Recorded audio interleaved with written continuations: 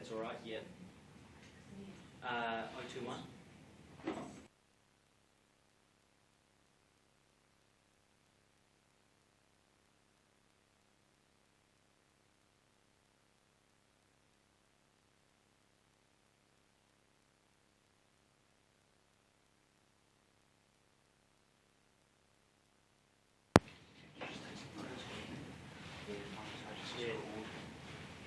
You just watch this after it's hard, isn't it? Stuff like that. Is it?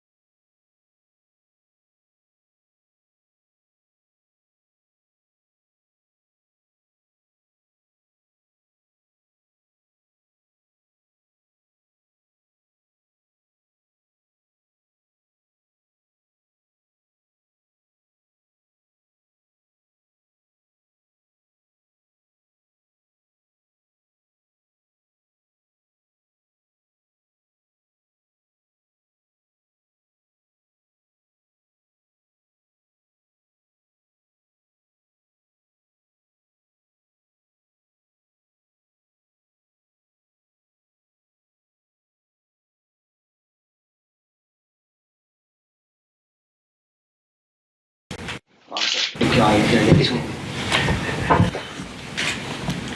just want to thank everybody for coming. I'm Rachel Hughes, the Communications Manager. What we're going to do today is Mark Bourne, who is our water care spokesperson, is going to read out a statement, and then we're opening it up for questions and answers. This is Dr. David Sinclair. He's our Medical Officer of Health at the Auckland Regional Public Health Service. He's here to answer any health-related questions that you might have, and Mark Bourne's here to answer any operational type questions you might have regarding how we're running our networks at the moment. But I'll hand over to Mark. Good afternoon. I'll read a short statement and then I'm more than willing to take whatever questions may come. My name is Mark Bourne and I work for Water Care Services Limited. We're calling on Aucklanders connected to our metropolitan water supply, that's people living as far south as Pukekohe and as far north as Waiwera, to reduce their water use by 20 litres per person per day until the end of March. This week's storm has had a significant impact on our ability to treat water at our largest water treatment plant located in Ardmore. At this point, I must stress the water is safe to drink straight from the tap. This is tap water and it is safe to drink. The quality of water has not been compromised. The issue is the quantity that's available, and that's why we're asking people to save water now. Earlier this week, the volume of rainfall that fell within the Hunua Ranges, where our largest water supply dams are, was literally off the charts, according to NIWA's high-intensity rainfall system model. We had 2 months' rainfall in less than 12 hours. It has caused significant slips and erosion within our water supply catchments. As a consequence, there is a lot of silt in the Hunua water supply dams, and this is causing processing problems at our Ardmore water treatment plant. This is a sample taken from our Cossey's Dam this morning. I would expect that that water would be clear from within the dams, and you can see how discoloured it is. That's a direct result of the silt and erosion that washed into the water supply dam during the storm event. Because of the reduction in output from our Ardmore water treatment plant, we're not producing as much water as we would normally be. This means we need to save 20 litres per person per day. The savings target is easily achievable.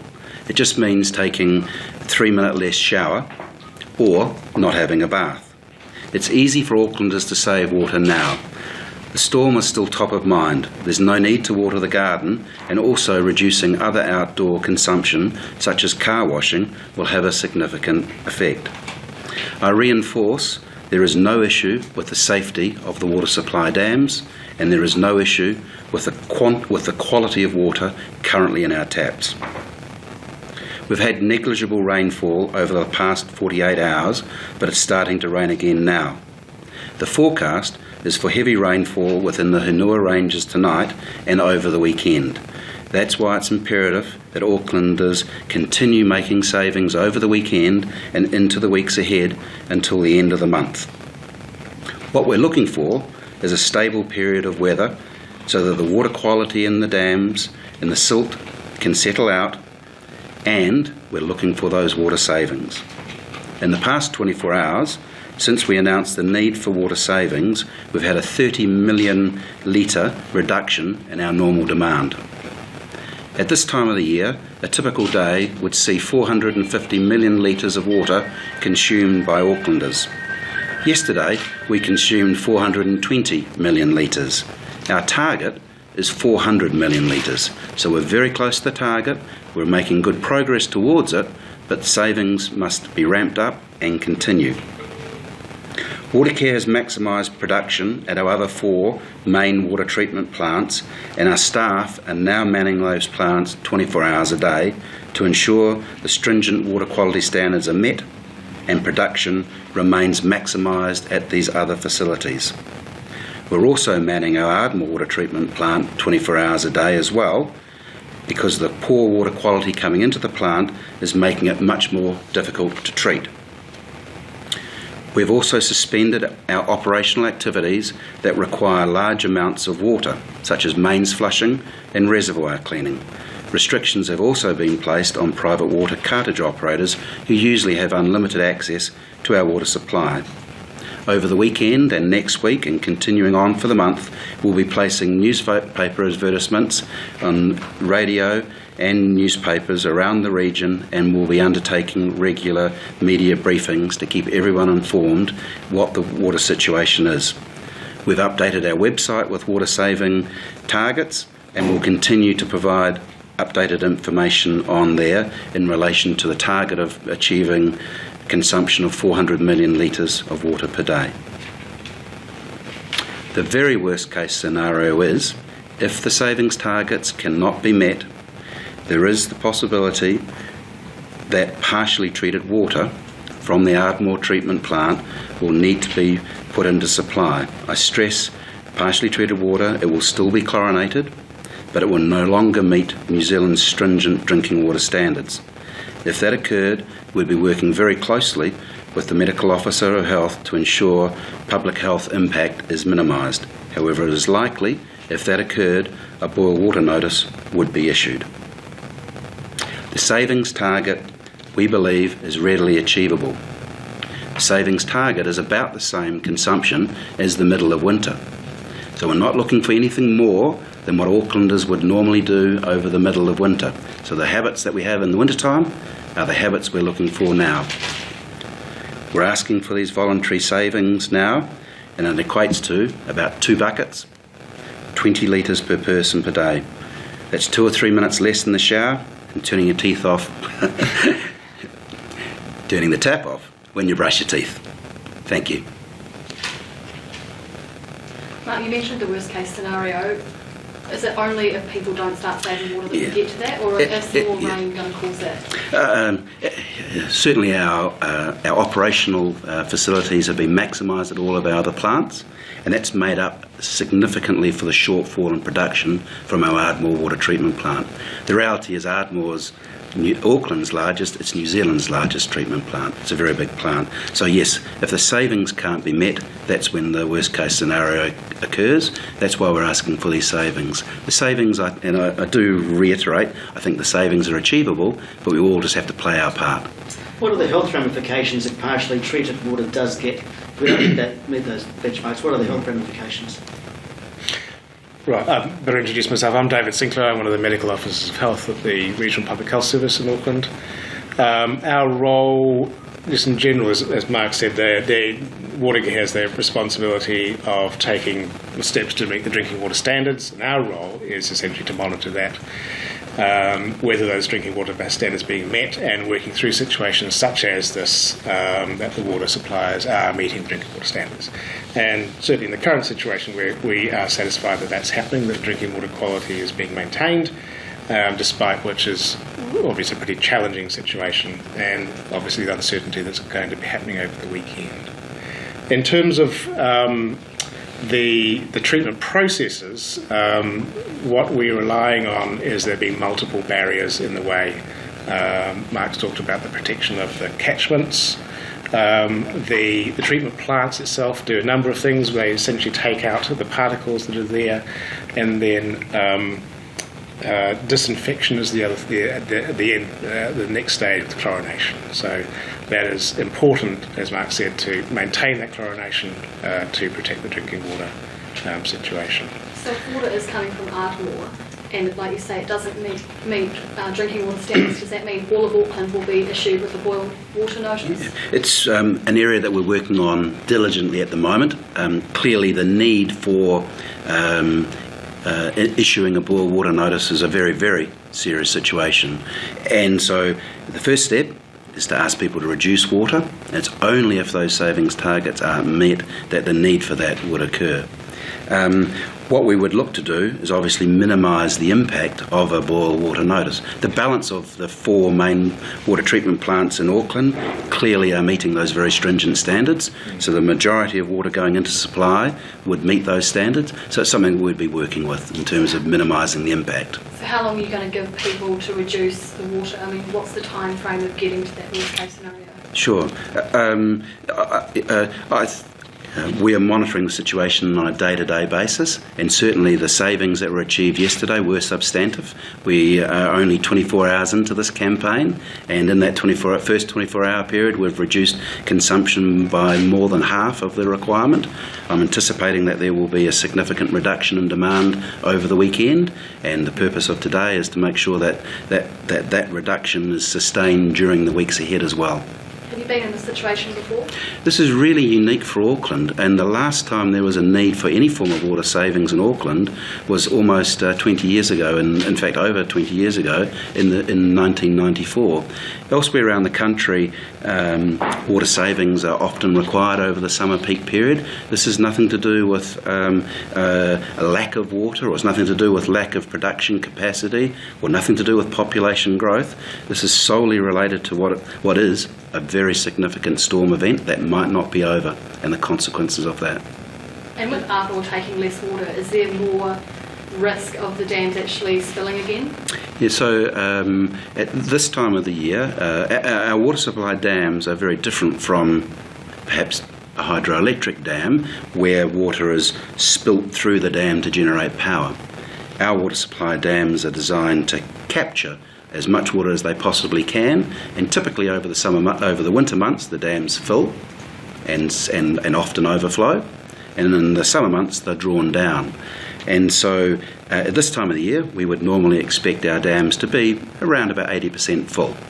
In that 12-hour storm event, the dams filled from around that 80%. One dam started to spill, and the other ones and the balance are around about 95%. So the dams themselves are designed to raise and lower throughout the season. When the dams spill, there are designed spillways by which that water is released. So is it an option to shut Ardmore completely off? The sheer amount of water that we normally treat at Ardmore means that we would keep Ardmore operational. If Ardmore water treatment plant was required to close for whatever reason, the amount of savings we would require would be substantially more than the 20 litres of water per person per day. Just to put that into perspective, 20 litres of water per day, the average domestic household at home, we use typically about 160 litres of water per day each. So it's about 10% reduction is the number we're looking for. It's very achievable. Simon North, Fairfax. Are any of the other treatment plants under threat? No, all of our other treatment plants are maximised, and as a precautionary measure we've got them manned 24 hours a day. Normally our treatment plants are operated during business hours with staff. Outside of business hours, we monitor them remotely at our central control room and only send staff out as and when required. But to ensure their maximum output and to ensure meeting stringent New Zealand drinking water standards, we've chosen to man those facilities during this period. Mark, is there any future work that Watercare have got planned to stop this happening again? Yeah, this is an extraordinarily rare event. Just that sheer volume of rainfall that fell and that extremely short duration has caused significant flooding in the Clevedon area, and I think we've all seen those pictures. That same amount of rainfall fell within the catchments, and that's what's caused the issue. So this is something extraordinarily rare. I think the scientists and water analysts will come out at some point in time and tell us how rare that event is. I think we're going to find extraordinarily rare. I mean, albeit it's rare, but we're talking about the largest city in New Zealand's water supply. Sure. That's pretty important, obviously. Without a doubt, but in all reality, I've been in this industry now for 27 years. I've never seen an event like this. I've worked through a number of significant cyclones, and I've never had this sort of an effect on water quality in the Henua Ranges before. Did you have a contingency plan for this sort of event? Yeah, we do, and that's exactly what we're implemented, and that contingency plan is to increase production at all of our other facilities. That first 24 hours, which is really important, we utilise treated water reservoir storage, which are located all around the city. In fact, just behind us in the domain is treated water storage. So that's utilised in the first 24 hours, and at that point our staff can start to access into the water supply supply catchment areas. As you can imagine, they're very, very remote. They were affected by slips as well, so we've had difficulty getting staff into those areas. And then the second contingency plan is what we're implementing now, which is the call for water savings. If partially, look, we'll go back to the worst case scenario again, and you talked about the chlorination. An Aucklander would want to know that if they didn't boil the water, what would happen to them? Would they get sick if the partially treated water gets to the supply? The issue there is that chlorination doesn't necessarily kill off one particular organism, Cryptosporidium, and that can cause gastroenteritis. It's an incubation period of about a week. The source water in the Hanui Ranges has got very low levels of Cryptosporidium anyway, which is quite reassuring. And the issue there is the volume of sediment in the source water and the treatment plants being able to take that out. So what we've been talking with Water Care about is doing more intense and different monitoring of the water as it's coming out of the plant to see if anything's getting through and how much leeway we've got. So that gives us a bit more assurance that the water is safe to drink and to use. If that becomes compromised, or if there are further problems over the weekend, that's when we have to rethink about how we're going to manage that. Boiling water is very effective at reducing and taking out Cryptosporidium. It's the standard way of doing it in emergency situations like that. So from that point of view, if that would deal with the problem at the household level. But certainly we've got a water care effort to actually reduce that, to keep those plants going, keep them producing water which is to the drinking water standard is pretty important. So normally these plants take out what's called log 4, which is 10,000 times cleaner than when it went in, and at the moment they're getting 1,000 times cleaner, that water that comes out than goes in, and that's really the drinking water standard requires that 1,000 times cleaner than when it went in. But if it gets below that, then it's when we start to become a lot more concerned. And right, I just looked at this, and this is what we're doing right now at the moment. We are turning that into that, and this is perfectly safe to drink. Sorry, just one last thing. And so really what we're asking people to do is achieve these saving targets. If we achieve the saving targets, we don't have to worry about the worst case scenario. We will plan for the worst case scenario, and but with a desire to never see that implemented. We've had quite a few viewers join. Could you just reiterate your message for them?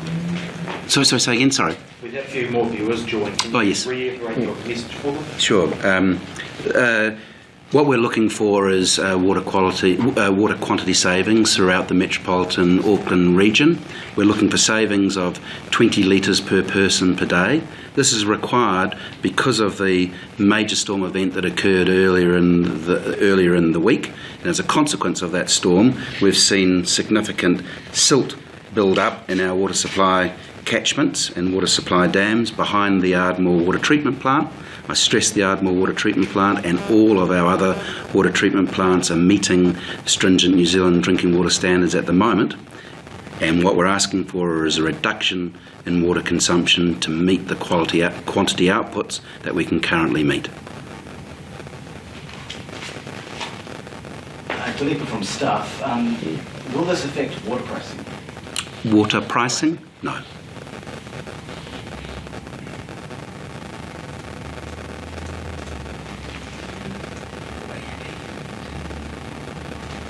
Okay. Okay. Thank you very much. Thank you.